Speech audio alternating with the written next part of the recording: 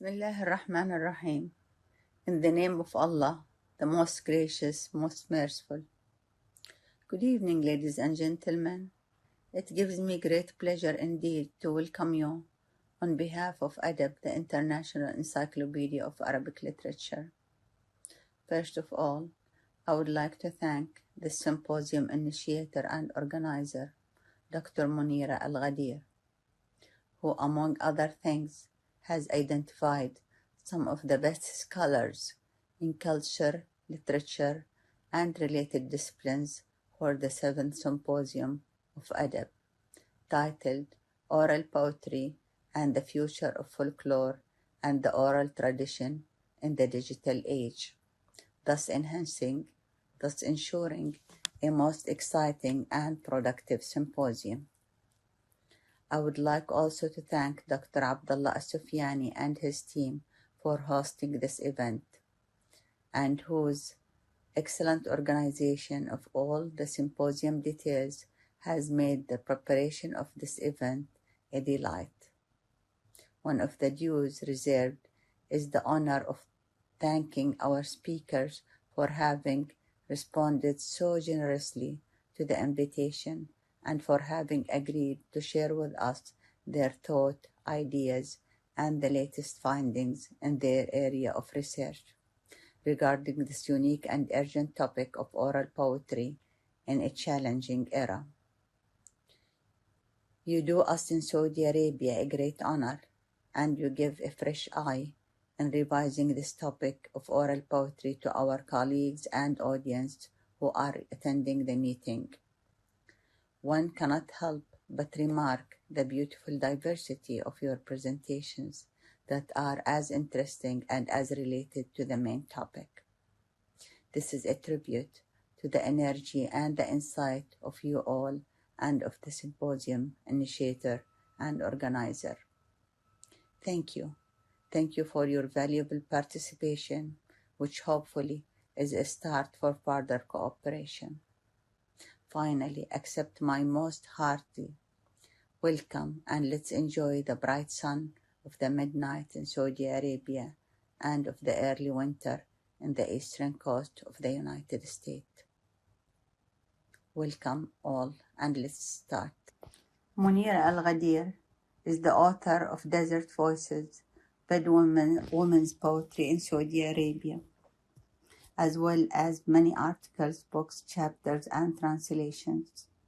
She received her PhD from the University of California, Berkeley, and went on to become a tenured professor at the University of Wisconsin-Madison.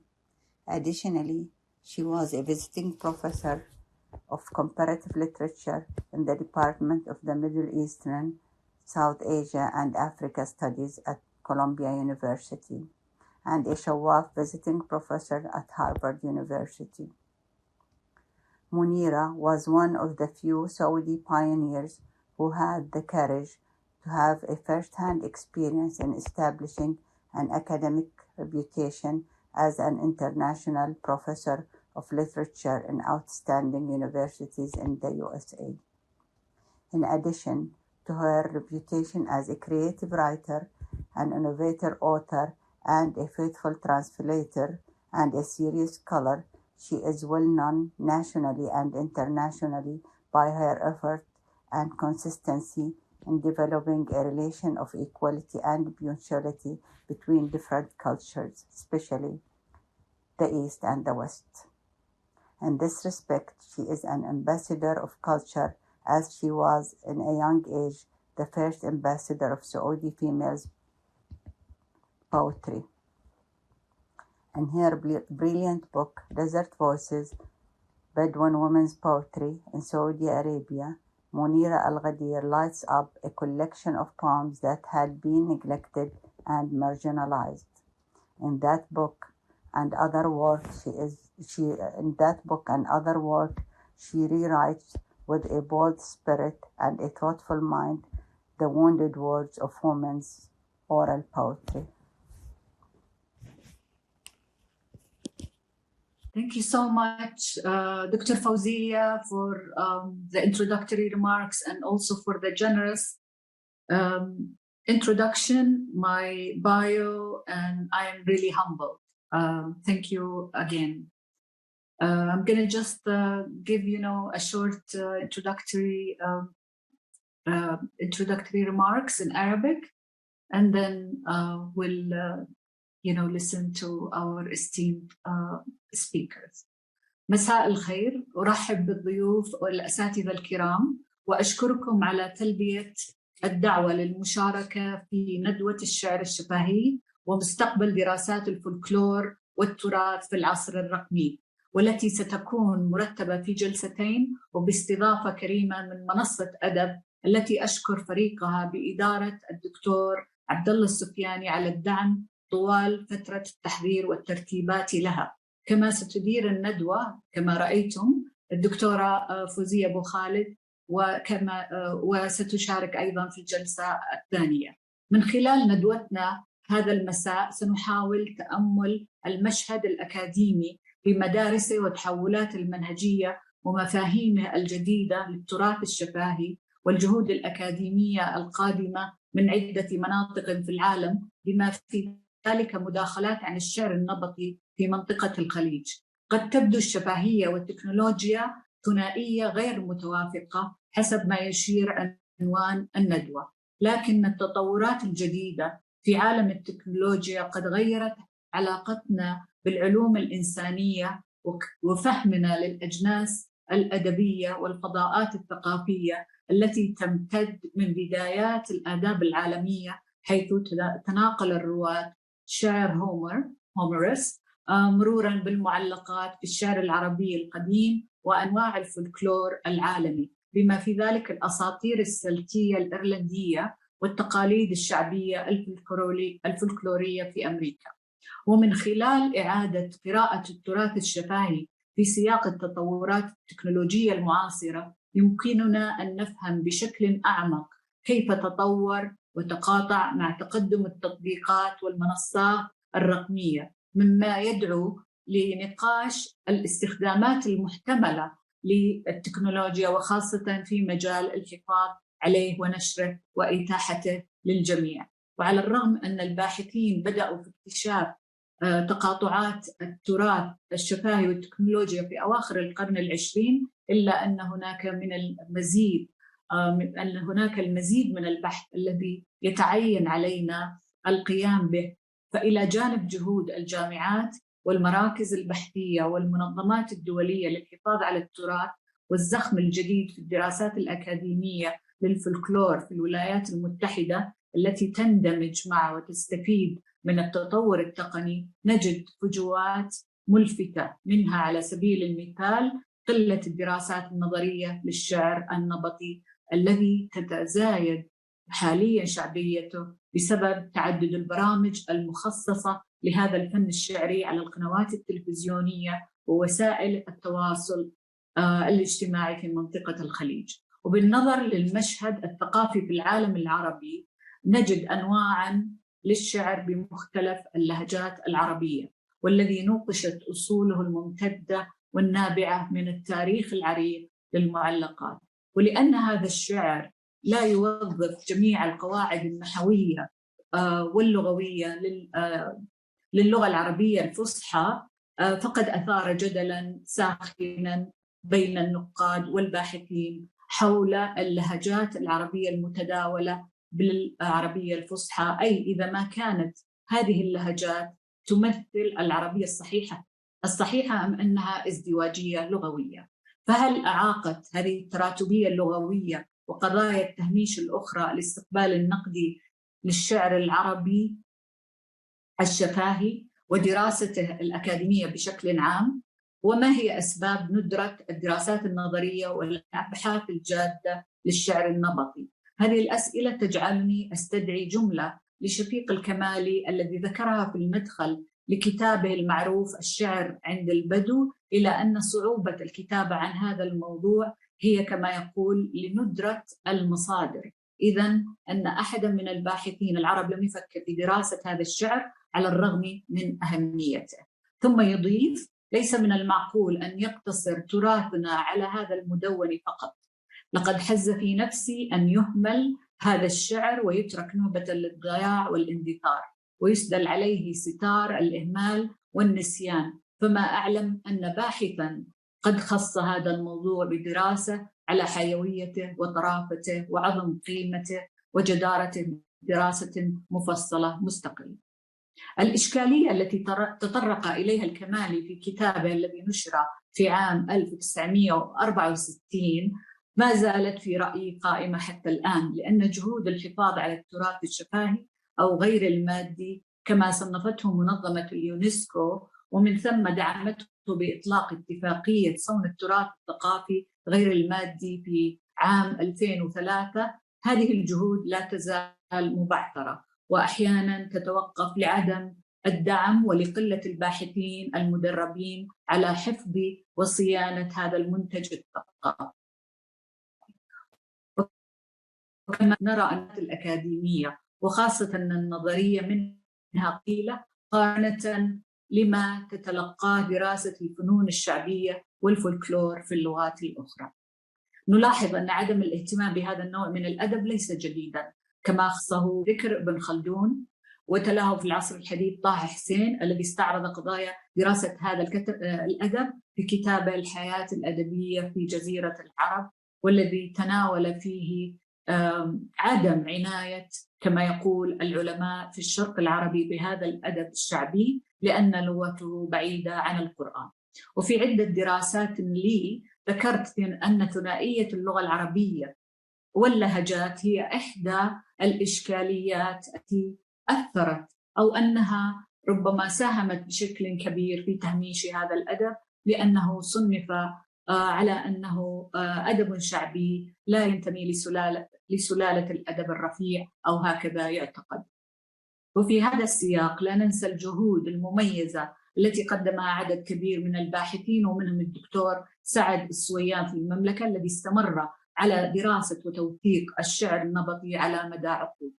كما كان هناك تاريخ للانقسام الذي ظهر في نقاش اللغة الذي تطرقت إليه، حدث أيضا بالمقابل انقسام آخر في مشهد الدراسات النظرية والثقافية، وخاصة في أمريكا وبريطانيا وفرنسا. وقد ساهمت الصراعات التي حدثت بين المنادين بالنظريات الأدبية الفرنسية الحديثة ومن أيدهم في أمريكا والمهتمين بالدراسات الثقافية وما بعد الكولونيالية في رسم تراتبية بين الطرفين، تراشقوا فيها بالمحاججات والجدليات، واتهمت الدراسات الثقافية باستقطابها للثقافة الشعبية الدنيا مثل البرامج التلفزيونية والمسلسلات ونجوم الغناء والأفلام التي حازت على شعبية كبرى، حتى أن هناك جلسات مخصصة عنها في أكبر المؤتمرات في أمريكا وأوروبا.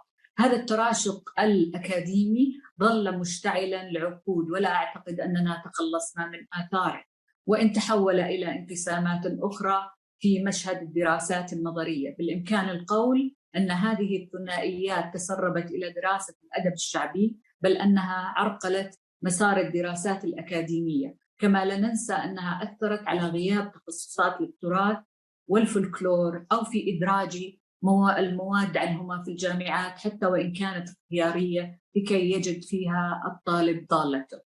أما بالنسبة لدراسة هذا الأدب وفنون الكلامية باللغات الأخرى، فعلينا أن نتساءل أيضا عما إذا كانت صعوبة اللهجات العربية قد أثرت في عدم إقبال المترجمين على نقل هذا الأدب إلى اللغات الأجنبية.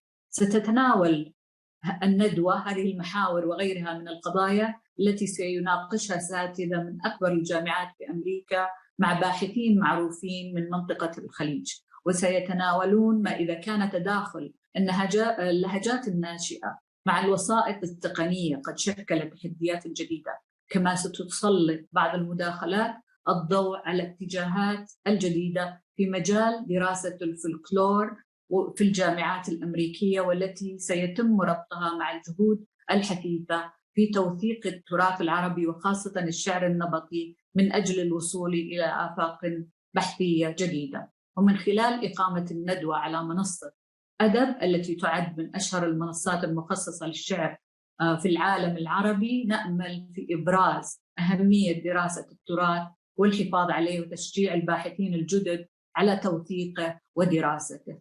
أشكركم مرة أخرى وأتطلع لنقاشات ثرية. والآن تفضل دكتورة فوزية أبو خالد لبدء الجلسة الأولى. Thank you very much, Dr. منيرة الغدير, for such a deep analysis. Yes. And I would like now to introduce our first speaker in the session in English, Dr. Leila Abu Logd. Leila Abu Logd is a Palestinian-American renowned anthropologist whose work strongly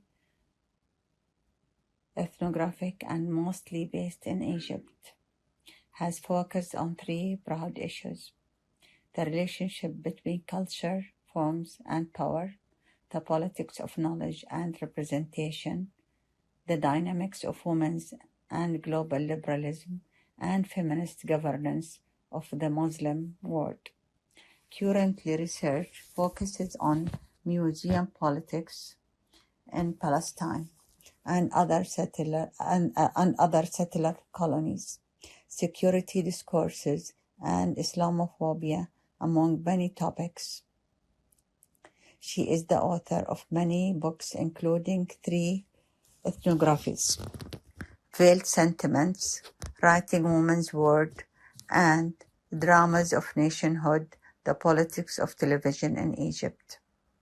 Her most recent book, Do Muslims Women Need Saving?, is an amazing book.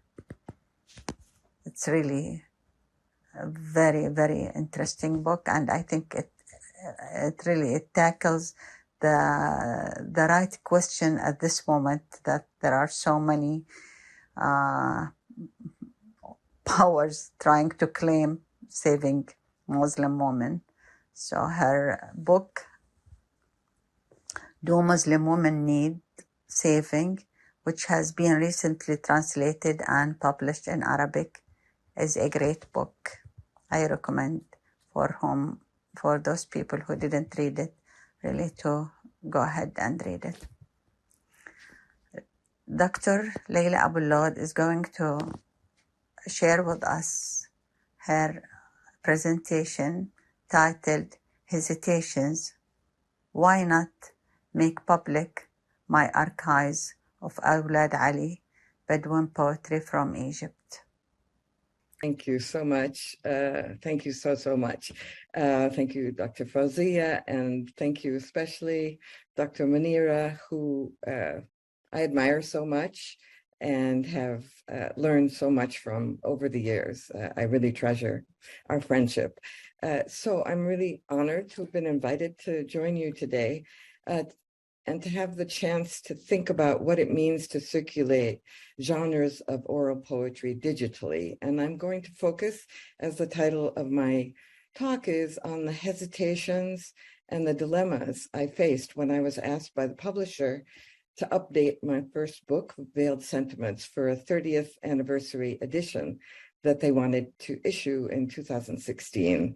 And this was, as some of you know, a book about the role of a genre of oral poetry that women and some men in the Awlad Ali Bedouin community I lived with from 1978 to 1980, and then again in 1987, and have visited regularly since, recited or sang, and I'll talk about both, and they call it the ندوة, which of course means the little song.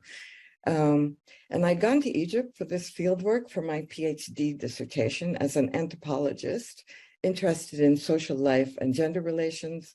I wasn't a scholar of Arabic literature or oral literature, and I had no background in it, and my Arabic was not that good.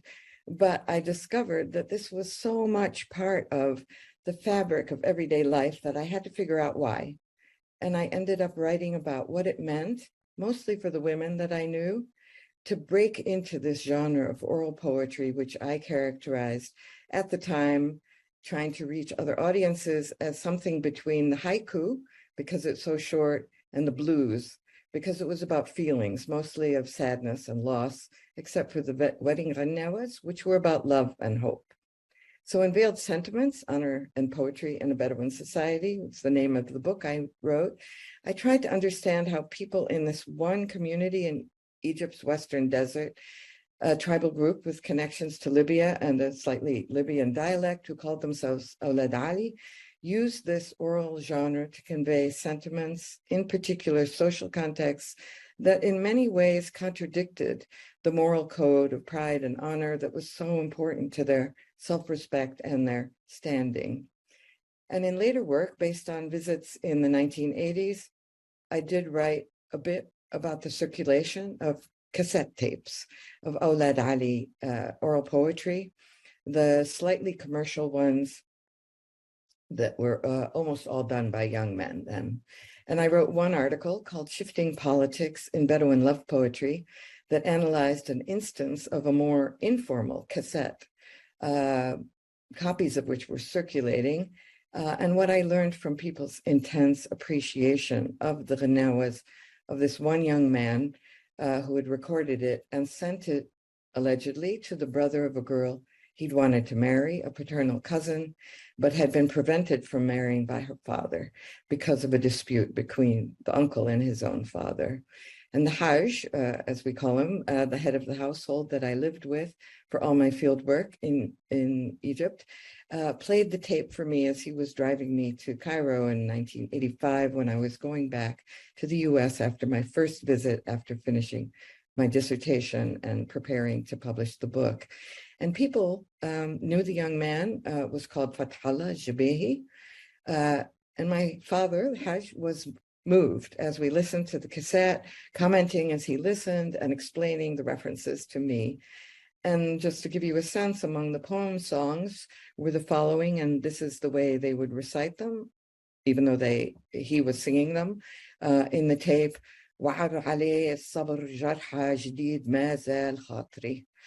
And I translated this ghanawah in my article as patience is hard for my heart so freshly wounded. And another one was Nihsab ya Aziz al-Muh Yagba li dwa naz zadni, which I translated as, and I hope this is right, I figured, oh beloved, that distance would be a cure, but it only made it worse. And the interesting thing about the cassette, a message sent and meant to be conveyed to his sweetheart, whose father had made her marry somebody else, was the way my host felt. It had such a powerful effect, not just on those who heard about the tragic situation, but on the girl herself, who it was said had listened to the cassette, her brother played it for her, when she returned to her family 15 days after her wedding and died. And I tell this story here just to say that already in the 1980s, to talk about the theme of our seminar, a technology was being used to share ghanawahs beyond particular social situations of reciting or singing them. And the songs would have traveled from mouth to mouth before. What moved everyone who heard it was knowing how, in communicating his pained feelings, Fathallah had affected her, this bride, and in the end punished her father by losing her, by asserting his authority. But it was a homemade cassette meant for particular people and about a particular social situation. It did circulate, though. So the question for this webinar, I think, and Munira put it so well, is what happens if we now have the possibility of the digital? And I think it radically transforms the meanings and force of the ghanawah. And that was something I had to confront when I was asked to update my book for the 30th anniversary edition. And I want to share this and my thoughts on it. So I first thought I should update the book by writing about the changes in the region as Awlad Ali, former pastoralists, were becoming ever more enmeshed in state institutions, Egyptian state institutions, and as outsiders were buying up land and crowding their area with houses, resorts, and gated communities for urban Egyptians. I'd also thought I might look into the news linking Awlad Ali to border issues with Libya and support for Salafis. But I changed my mind when I went to visit in October 2015. I was greeted by the festive return of almost all the daughters from the extended family that I'd lived with starting in 1978. Most of them were married and living elsewhere. We had this wonderful going away party for a cousin of theirs who was leaving to marry an Egyptian who was working abroad, actually in Korea, as well as a party to celebrate my visit. And everyone was excited and sharing news of family members, political affairs, the recent elections, 2050. I was surprised to find the young women defending different political parties and taunting each other sort of good-naturedly for their choices, you know, if you're Salafi or Brotherhood and so forth. And then on the last morning I was there, I woke to fervent prayers and commotion as we waited anxiously for news from the hospital of one sister who'd gone into early labor, and her mother, who was my mother too, was desperately worried. She called on God for help and a safe delivery for her daughter. After a 10-year wait and some help from IVF, this was a very special pregnancy, and we were relieved to hear the news, now that everyone had cell phones as well, that she'd given birth to healthy twins. We didn't even have electricity when I started. I now felt uncomfortable with the sense of duty to write about economic and political changes, since it would serve to place these people whom I'd known so intimately and for so long and loved so much into some kind of general scheme of modernization or cultural loss or globalization or Islamization or whatever kinds of terms we used. And when it came, you know, when I was there, it just came home to me that these changes that were happening since I first was there were simply the stuff, or kind of the background, the backdrop to what mattered most: persons and family relationships, the mother who died of cancer, the aunt with Alzheimer's, the anxious waiting and disappointments of infertility, the struggles to maintain moral virtues and tribal ties in the midst of an encroaching society organized along different lines and values than the Awlad Ali tribal organization, a heritage of pastoralism. What was to be gained by standing back from all this and making general observations? For whom was I surveying the scene and investigating these kinds of patterns of change? And the reservations, though, that I had about this project of updating veiled sentiments had already begun before, during my preparations for this 2015 visit. And I pledged to myself to bring them on that visit, not just photographs of the man who had been my host, the head of the family who had passed away, the Hajj, but some of the audio tapes that I'd recorded. Over the years, I've had many requests from colleagues for samples of the ندوة. At first, I used to send a short cassette compilation for them to use in their classes when teaching my book. Then the technologies changed. For a while, I've referred them to a website of a Midwestern university that had digitized a few songs to accompany the assignment of a book to an incoming freshman class. But panicked emails alerted me that the website had been taken down, and I wondered what to do. And I began to fantasize about creating a website to go with this new edition of Veiled Sentiments. Earnestly, I considered that this might be a service, not just to those wishing to enrich their understanding of this community through my books, but to future generations of Awlad Ali. Wouldn't they appreciate having access to these rich cultural forms? I even began to imagine the website could contain links to my ethnographic writing about this community, especially the Arabic translation of Veiled Sentiments, which is now almost impossible to find.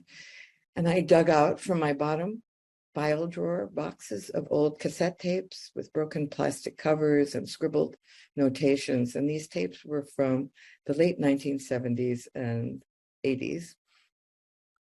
And they were mixed in with my personal letters and old college notebooks. And they suddenly appeared not just as part of my own personal past, but as an archive with a capital A. Was it my responsibility to make this archive available? So I got the tapes digitized and indexed, but then the doubts began to creep in. When I listened to the tapes, there were those familiar voices. I was overwhelmed with nostalgia. Each of the speakers and singers was easily identifiable to me, even after these many, many years. And in addition to the poems and songs and the folk tales that I'd specially requested that people were only too glad to let me record, I had also sometimes captured everyday conversations. There was the occasional argument or discussion of a scandal.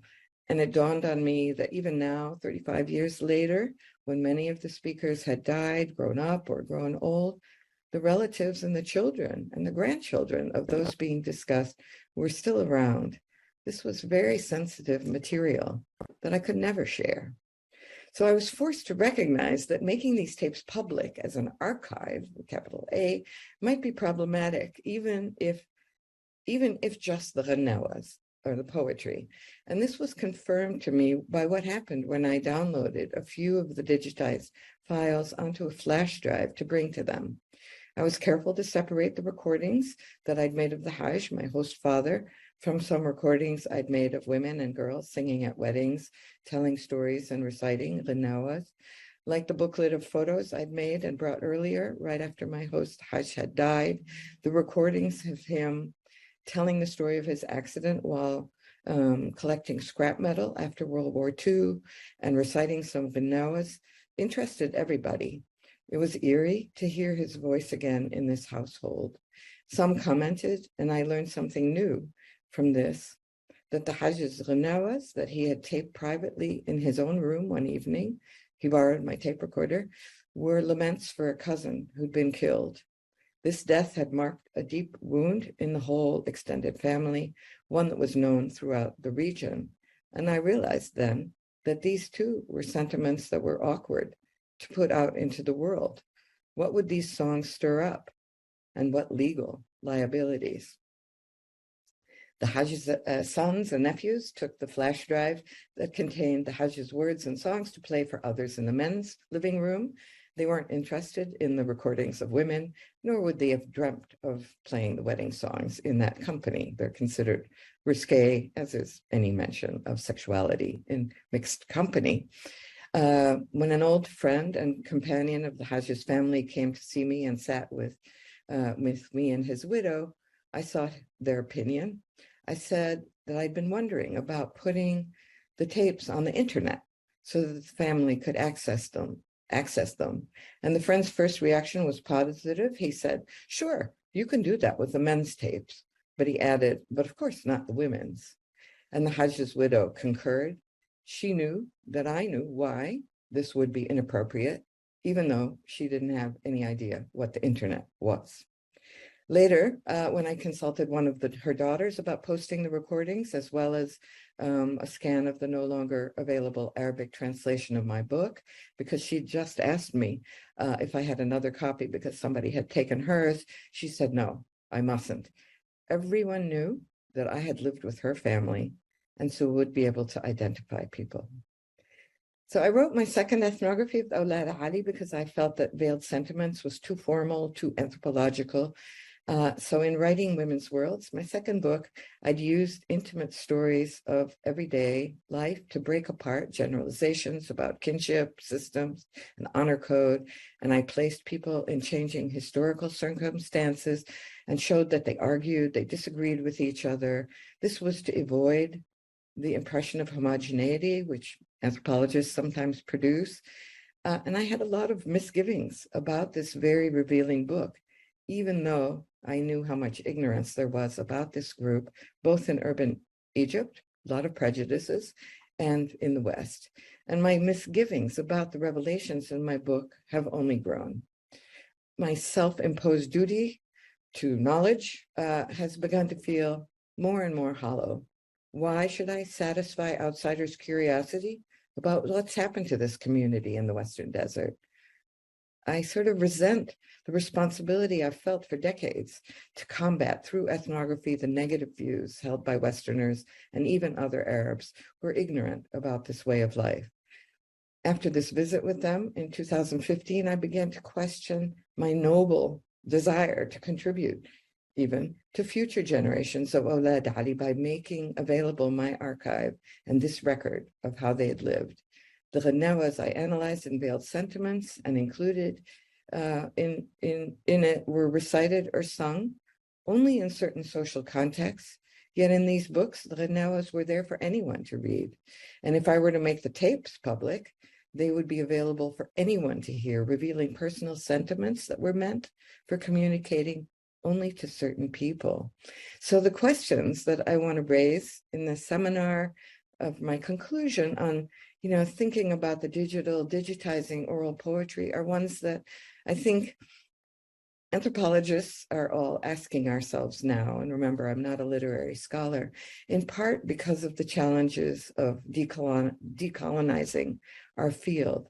What and who is our research for? How do we properly give back to the communities who shared with us their worlds? And if I think about putting oral poetry, the oral poetry that I collected in the course of fieldwork into digital form to have it accessible and circulating in diverse publics, what do I or others like me hope to gain? Are we doing this as a contribution to humanity? I think Munira mentioned this, like a UNESCO World Heritage project. Would we be doing it to have a valuable record of Arab oral poetic genres? Would we be making these poems available to study and analyze, to translate, which I've done badly and Munira does so brilliantly, to preserve and archive for the future a dying genre that's been replaced by new forms, including pop music and mass-mediated culture? And the hesitations I have came from the thought of how my friends who shared these poems with me had reacted when I visited and would react. So first, to digitize and make public would violate social boundaries. Having strangers listen to what was meant to be intimate and among kin and friends, and having men listen to women's poems in a community that respects and values gendered social fields. Second, because these poems or Ghanawas were not recited by or attributed to known poets, as were the ones that Munira has translated, what does it mean to digitize and make public the poems they used in particular contexts to say something to specific others, to express sentiments that would move others and actually affect their situations, as you saw so much from the example of Fathalla's cassette tape? What would it mean to strip them of their context and what and how people use them to express themselves and to communicate with others? And I also, third, sort of worry about the personal nature of these poems and what it means to make them public if the people whose voices we hear are identifiable, as they will be at least to the local community in Egypt. As my sister said, everyone knows you lived with our family. Now, I could counter in a number of ways my worries about decontextualizing and making public what people wanted semi-private and specific to social contexts and events and purposes and persons. So, for example, I could think that with the passage of time, people would not be identifiable. I think some of the beautiful love stories I heard in which the quoted speech and the best parts of these tales was always in the form of the Ghanawa or other kinds of poetry. Maybe these too were real people once that other people knew, but their poems live on and are so moving for everyone who hears them today that they've already been preserved orally. Why not make them digitally preserved and archived and circulated? I could also reassure myself that making the Ghanawas available to others through digitizing them would have the beautiful function for others that they have had for me, just as they have for the people who recited and heard them, much more to them than to me. But this form of oral poetry, the Ghanawa, opens up new possibilities for feeling, for thinking, and for doing. It gives us a sentimental education in the way that maybe all art does and poetry always does. I know that I personally turn to them sometimes to express or give form to something that I'm feeling.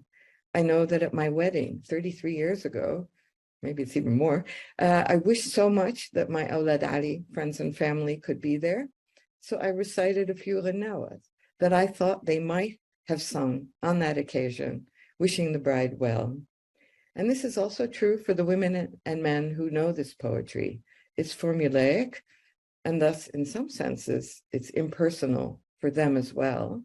They too admire and love them because of their poignant power to articulate. And what had interested me in my books was how they made them personal, even though they're generic, and how they deployed them in social situations to communicate. But surely their human sentiments and understandings of love and loss were expanded and articulated in particular ways through this repertoire of oral poetry, as is the case, I think, with the verbal arts, always and everywhere. And finally, I still wonder if digitizing those Ghinawas and other oral genres of storytelling and poetry that I happened to tape so long ago, as opposed to the many more that I wrote down, phonetically in my field notebooks, would actually be valuable, because this would preserve them as oral, a tradition that was, for people themselves, an oral tradition. It's not just the words that I wrote down and translated, or you could read, but the ways these were recited or sung. And maybe that's worth doing. So what I would really appreciate from all of you and anyone who wants to give me advice is some guidance about what ethically I should do with the hundreds of transliterated and roughly translated Ghinawas that I collected between 1978 and 1987, more or less, some later, only some of which I've included in my two books, Veiled Sentiments and Writing Women's Worlds, but more importantly, what to do with the digitized recordings that now sit on a hard drive in a drawer because of my hesitation. Thank you. Thank you very much for this valuable, very valuable experience. The marvel of Dr. Abul Lughod presentation is that it led us through time and space in a long, exciting research journey of 30 years. Talking openly about her experience in studying oral poetry in a remote pastoral area in Egypt allowed us to live with her more than one meaningful life through lives of two generations of her research respondents. It is amazing, Dr. Leila, how you interacted with people of your research on several levels, aside from the scientific objectivities, or in spite of it. You lived with them generations of sorrow, happiness, and their anxiety of social change and the technological shift in their simple life. You made us sense. I really felt that. You made us sense. The rhyme of their you made us sense, and I really experienced that. I felt that. You made us sense the rhymes of their oral poetry, Al-Ghinwa of Awlad Ali, as an internal music of daily struggle to endure their hardship of their very existence. Thank you. Now we will go to the second speaker, Dr. Joseph Falki Nagy. Joseph Falki Nagy, the Henry L. Shattuck Professor of Irish Studies at Harvard University, is the author of books and articles on medieval Irish Herrick Saga, Celtic methodology, and comparative oral epic traditions.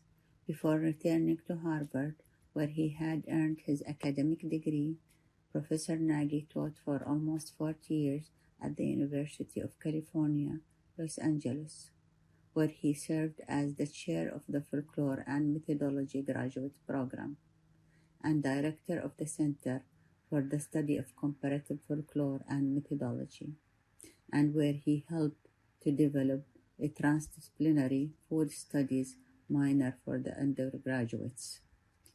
Currently, he is editing a collection of essays by an international array of scholars on the figure of the dragon, the serpent plus in myth, legend, and popular culture.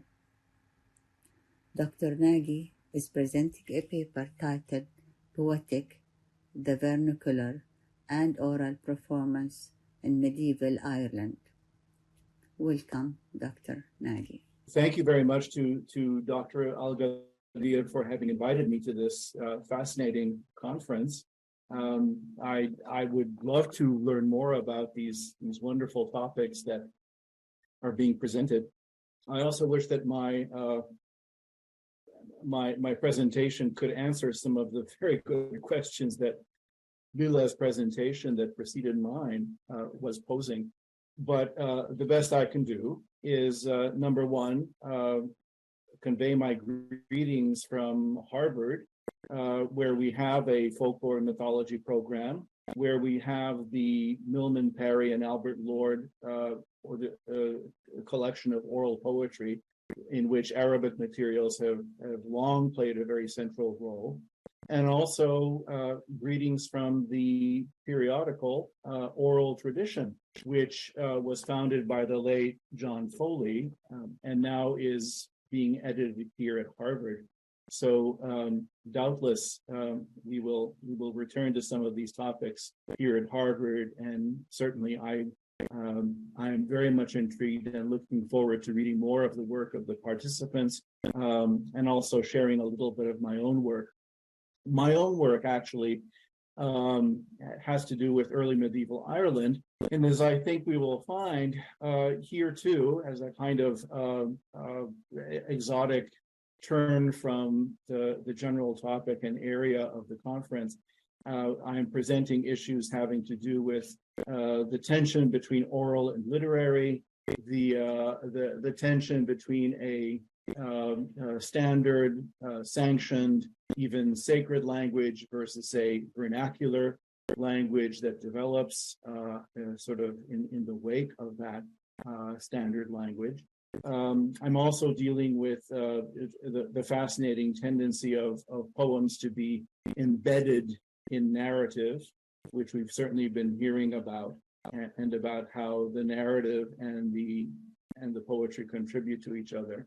I'm also going to be looking at, or at least mentioning in a very cursory way, the gender politics that underlies the development of vernacular and especially vernacular poetic forms in early medieval Ireland. So I'm basically giving you my conclusion, or at least the map for where this is headed. This PowerPoint is something which I will send to Dr. Al-Ghadir, and which can be certainly made available to everyone. More or less anything I have to say is contained here in the PowerPoint. So what we're looking at here on this first page is in effect the beginnings of a written form of Irish, something that develops in the second half of the first millennium CE. On the left, you see a page from a manuscript which contains a Latin translation of the letters attributed to Paul in the Christian New Testament. And you can see that the larger letters are the Latin, and then the small writing in the margins and also interlinear writing is in fact our earliest trace of a written form of Irish, of a vernacular Irish. On the other side, in the more colorful manuscript photo, you see there something else that we find in some of these manuscripts, which for the most part contain Latin texts.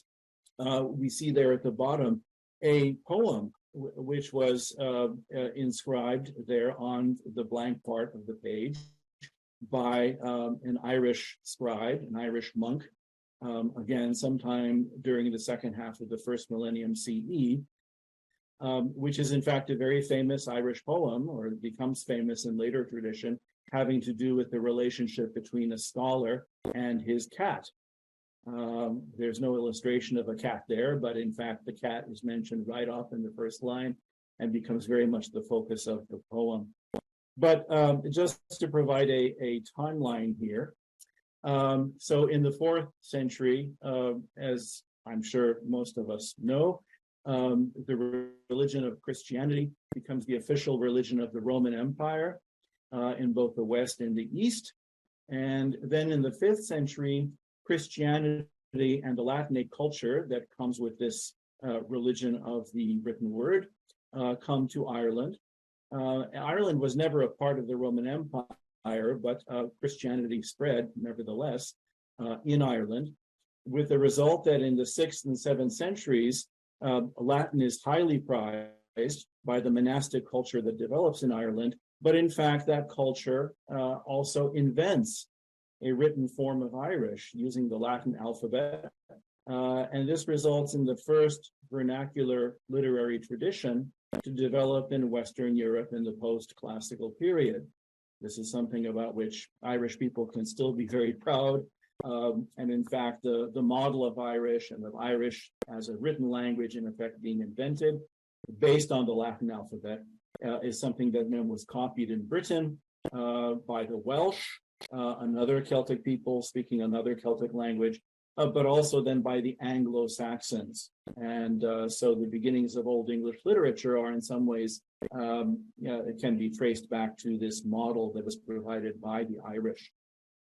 Now, in subsequent centuries, in the 8th, 9th centuries, this vernacular form of Irish that we can call Old Irish is primarily represented by what I showed you on the first page there, by Irish glosses and poems that are found in manuscripts containing Latin translations of biblical texts, but also in a manuscript containing a late antique grammar of Latin attributed to a Priscian. And these manuscripts containing the Latin texts and also the Irish notes and the occasional poems that you find in the margins were taken to the continent in the latter centuries of the first millennium by peripatetic Irish monk scholars, perhaps because they were fleeing from the Vikings who were wreaking havoc in Ireland in that period. But also during this period, we're quite certain that this evolving written vernacular, influenced to some extent by Latin and Latin literary models, was being used in Ireland to record and compose native tales. The composition of these native tales and whether they really are indigenous native tales or whether they are compositions based upon a variety of models, variety of sources, is still a very controversial question. But these native tales only survive in Irish manuscripts of the late 11th and following centuries, with a considerable overlay of reworking, or a considerable overlay of and reworking in Middle and even later Irish. So it's a very complicated matter to try to unscramble in these later manuscripts the tales we find and to figure out which is earlier and which is later, or what layer is later and what is earlier. We also find poetry being developed in this Old Irish period, and they seem to be new verse forms in this literary vernacular, but that too is a matter of some controversy. The Irish themselves, the scribes, the scholars themselves, producing the manuscripts, both back then and then later, as the manuscripts were copied and recopied, refer to many of these meters as nua crutha, which means new meters. And the basis of these meters, we don't need to go into details of that, seem to have been inspired by late antique Latin verse forms, so that sanctioned sacred literature is still very much having an impact upon the vernacular. In another kind of poetry, again, we see the impact of Latin. This is a more obscure kind of metrical form, which is oftentimes referred to in manuscripts in abbreviated form as simply R. And sometimes when it's spelled out, the R is spelled out as rhetoric, which is the Irish form of the Latin word rhetorica, as in rhetoric. But it's sometimes also spelled out as rosk, which is a fine Irish word and can also mean I. It's a fascinating gesture towards the visuals of poetry as understood in early Irish tradition. In any event, whatever R stands for, and obviously it can stand for more than one thing, this poetry of this kind also bears the imprint of late Latin, specifically of a kind of rhetorical poetry, which has also survived in Latin, and in fact is essentially a kind of poetry favored by Irish writers using the Latin language. And there is a very famous collection, for example, called the Hesperica Famina, which are Latin poems with very difficult vocabulary, with very obscure metrical forms, and which are influenced by Latin, and which are in fact in Latin themselves. But there are also Irish poems in Irish which are parallel to these Latin poems. Now, we've been talking about poetry here. We know very little about the actual oral performance practice, if any, that lay behind the composition and transmission of these various kinds of poetry, attested in surviving manuscript sources. The problem of media and of how to transmit and how to disseminate poetry, which has certainly been a topic we've heard about already today, is very much of a topic and very much of a crux in our understanding of poetry and early Irish tradition as well. But I'm going to end on a point which I think takes us back to some of the realities behind the poetry we've heard about so far from Arabic traditions.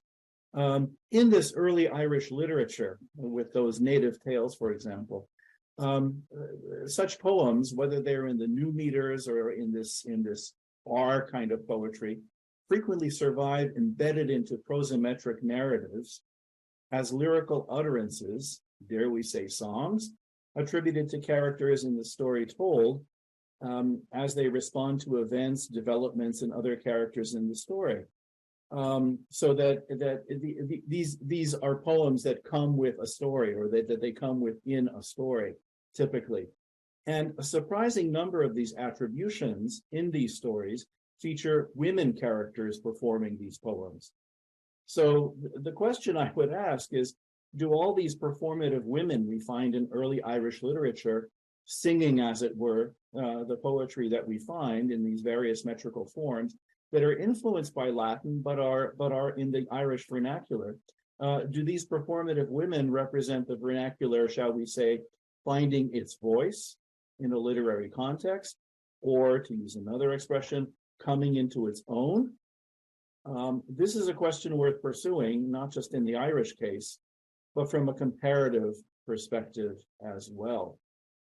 And I will end with one charming bit of detail here, that in this period of development during the second half of the first millennium CE, a charming myth develops in medieval Irish that takes the origins of Irish back to the Tower of Babel and to the biblical story about how at the Tower of Babel, divinely languages were created, among which were the three languages considered to be sacred in the Irish Christian tradition, namely Hebrew, Greek, and Latin.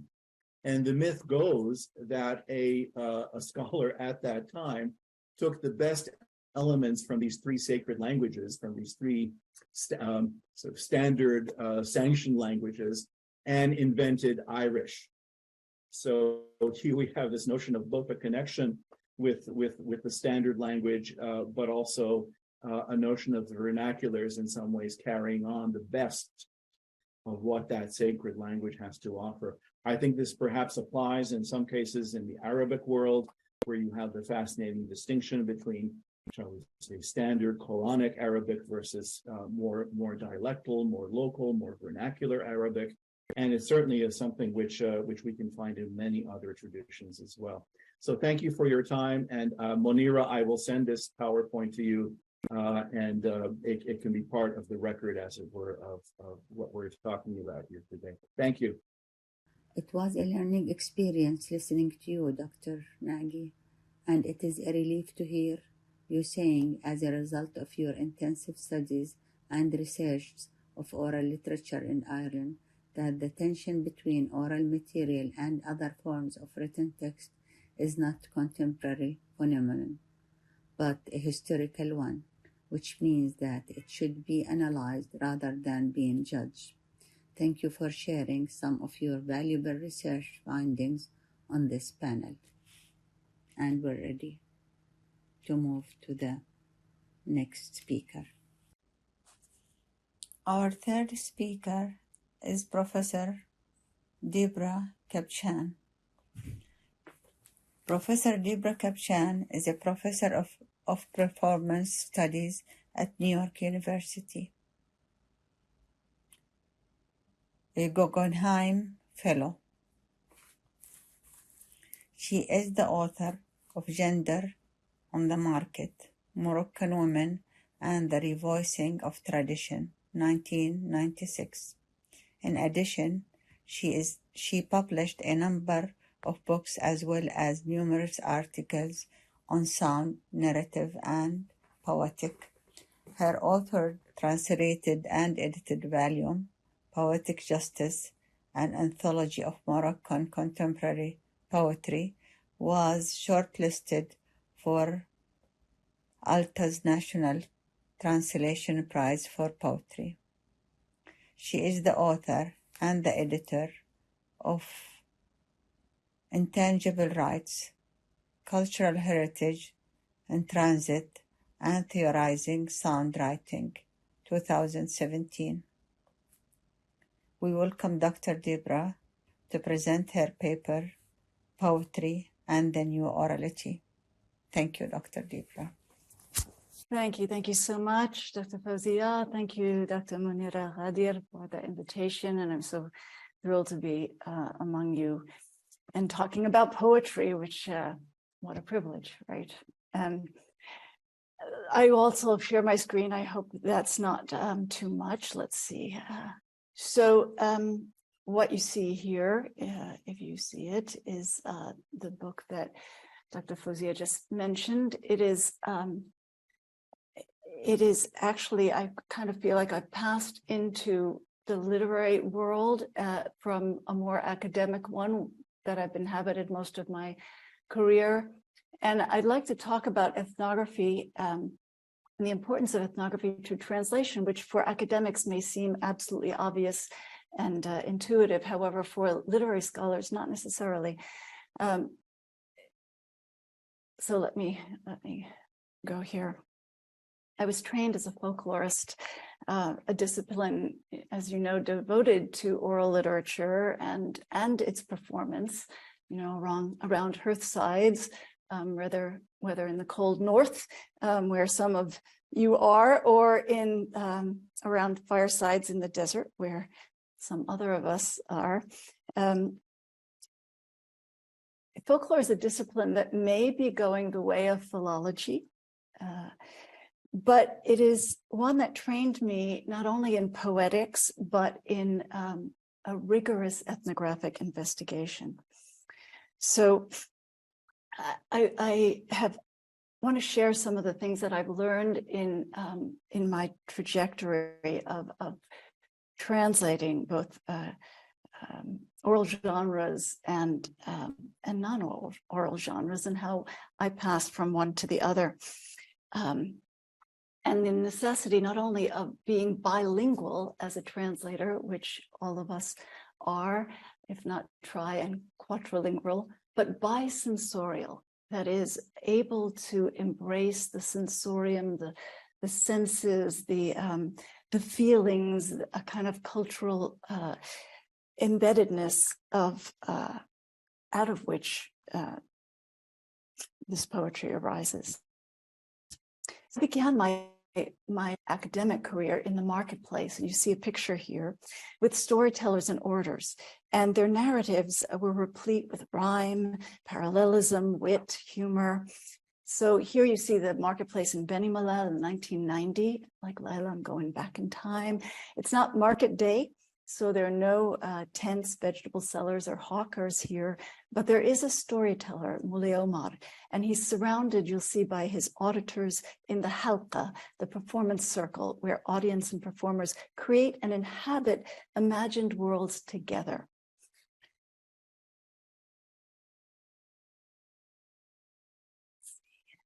So here is a woman orator. She's a clairvoyant. She called herself a majduba, a seer, but she's also a wordsmith. She would hawk her potions in elaborate multi-genre oratory that included zejel, poetry in dialect, in Moroccan dialect in this case. often authored by and citing such figures as Sidi Abdurrahman al-Majdoub, a poet and Sufi of the 16th century. So I took this picture 32 years ago. What has happened to orality in the intervening years? Since then, storytellers have vanished. They don't want their children to be poor, and thus they encourage them to study and get a job, a government job, with a salary. Marketplaces have more or less disappeared as well, replaced by supermarkets, even in more rural places like Beni Mellal. Women's voices in the public sphere still exist, of course. We find them in parliament as doctors, lawyers, and as teachers, but they are no longer in the halqa for the simple reason that the halqa is no more. And Zejel, oral poetry. In 1990, Morocco was in the throes of Arabization, the shedding of French in schools and the valorization of not just classical Arabic as a means of instruction, but Moroccan Arabic as a literary language. What's more, poets were consecrating their oral poetry to print and to publication, like this poem by Zejali Driss Misnawi. Our business is to count the stars, star by star, to chew the wind's haughty arrogance and watch the clouds for when they'll throw us a handful. And if the earth goes far away from us, we'll say everyone is possessed, everyone has lost their mind. And time never will its letters fall between our hands until we write what we are. It's just a fragment of a longer poem. My understanding of translation began in ethnography, right? Writing what and who we are in order to better understand the exigencies of time. The lessons I learned were simple. Translation is inseparable from what we might call the flesh of ethnography. It relies on recontextualization of the oral canon.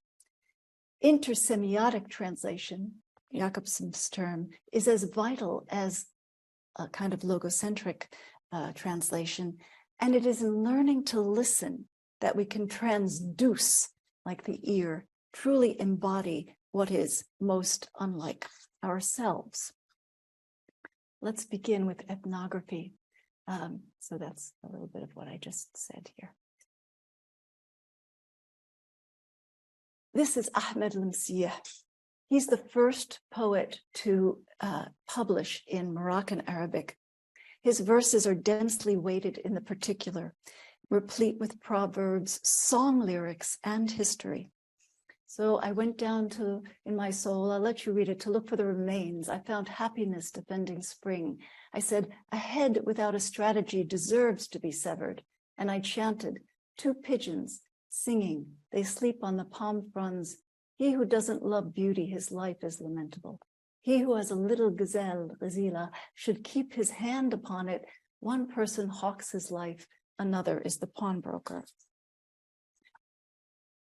Lemsiyeh goes down in his soul to look for the remains, and what he finds are verses that exist in the oral tradition. The first of the couplets is based on a proverb in Morocco, Ras bla neshwa qatiu al-halal. A head without passion, its severing, its cutting is permitted. Ras bla neshwa qatiu halal. But he replaces the letter waw in neshwa with the letter ba and alters the verse slightly. Ras bla neshwa itzehel al-qtiya. A head without a strategy or trap, presumably for one's enemies, deserves to be severed.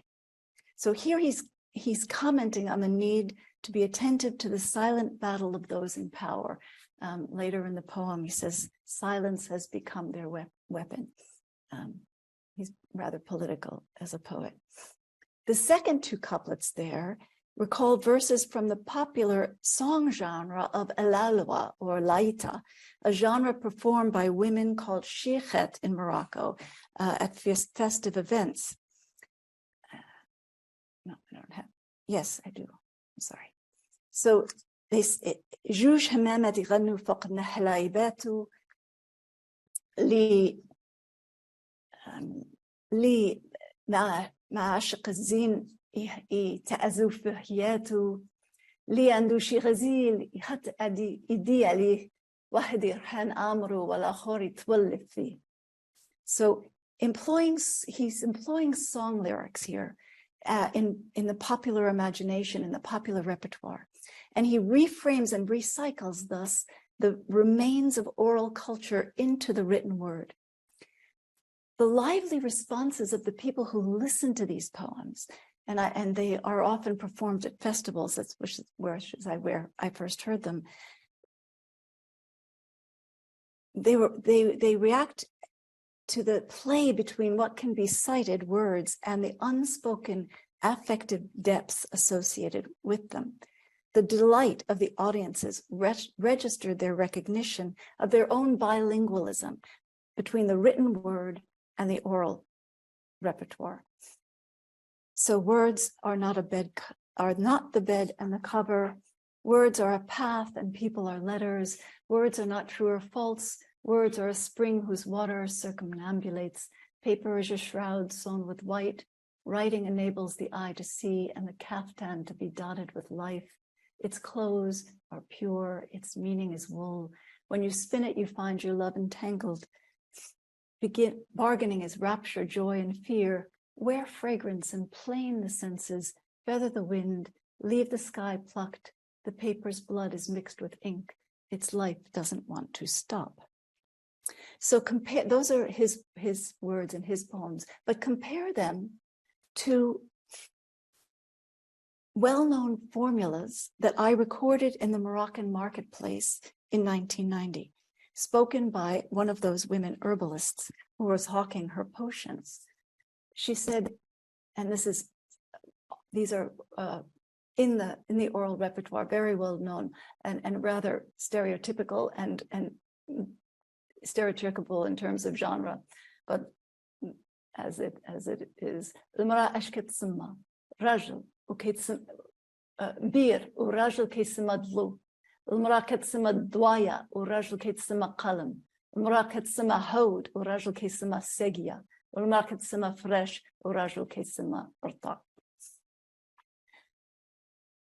So clearly, Lemsia has spent a lot of time in the halqa.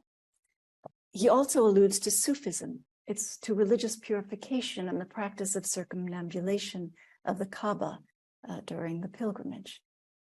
The associative density and parody present in Lemsia's recycled verses present profound resistance to translation. Had I not done extensive research on both shehd and oratory in the marketplace, these allusions and citations might have remained completely invisible to me. And even so, it was the reaction of the audience at the performance of these poems that first alerted me to the presence of meanings that might have otherwise eluded me. So again, these might just be truisms, but my experiences with translating these poems have kind of I've come to these insights. The performance context is an essential aspect to poetic interpretation, even when the event happened in the past. And people like Delheims have written about this. The presence of orality and other forms of embodied history abide and sometimes hide in the written word. And thus, embodied cultural knowledge is required in order for cultural depths to rise to the surface. That is, the translator must not only be bilingual, but embrace a bisensoriality, sensitive to the flesh of multiple worlds and what lies between them. Of course, this isn't new. I just remind us all here that people have written about, anthropologists have written about translation and cultural translation quite a bit. I have so much more, and I'm very mindful of the time. So I'm not going to go through most of the other things. I'll just point you to the fact that I also have translated classical Arabic, and the question here is how to translate things that are what you might call the gesture language, calligraphic, that are reliant on more than just sense the meaning of words, and that are also accompanied by art, in the case of Rashid Moumi and his oeuvre. Before I end, I would like to just show you one of the ways, and this responds a little bit to Lila's questioning, one of the ways that orality, which then passed into written language with Zejel being written, now goes back to its oral and digital form. And I won't play this whole thing, but just as an example of what poets in some of the Zejeli poets in the volume have done with their poetry. We'll just go a little bit.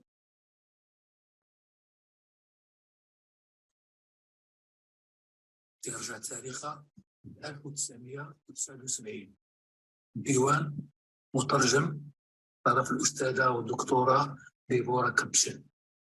I didn't tell him to say that. ضربنا الزحام قبل ما ندخلوا المدينة.